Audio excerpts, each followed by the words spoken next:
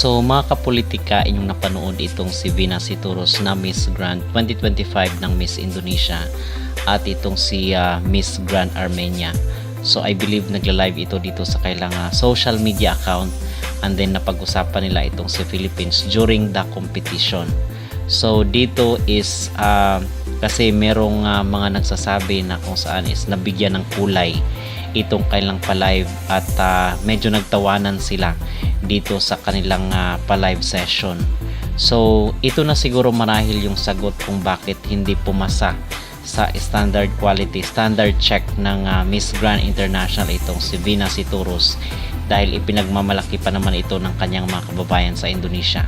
So marahil ay nakilala ni Nawat, nakilatis ni Nawat ang tunay na ugali ni Vina Situros or ni Miss Grand Indonesia. Although wala tayo sa part na pag-judge sa kanila, pero base dito sa gesture nila mga kapolitika is bakit kinakailangan nilang tumawa, diba? Although pinuri nila itong si Emma Tiglao, pero merong portion na tumawa sila at makikita mo sa expression ng kailang mata na parang merong kakaiba na kung saan is medyo mocking yung kanilang naging reaksyon.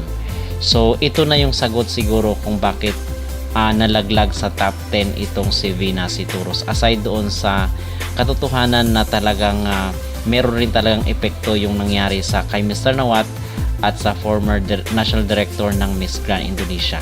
So hindi pumasa sa standard quality ng Miss Grand na kasama yung behavior dito sa kailang pagpili. Okay? At marahil ay ito yung rason kung bakit hindi pinili ni Peru itong si Indonesia sa kanyang possible winner dito sa MGI, kasi kilala niya itong pambato ng Miss Indonesia despite doon sa pagtulong sa kanya sa pa-wheelchair ni Miss Peru. So yun mga kapolitika, at pinag-uusapan ito at viral ngayon dito sa social media itong pa-live session ni Miss Armenia at ni Miss Indonesia, na kung saan uman yung samot-saring reaksyon. Ang sabi daw is nagpaplastikan lang pala itong si Vina Situros sa kay Emma Tiglao.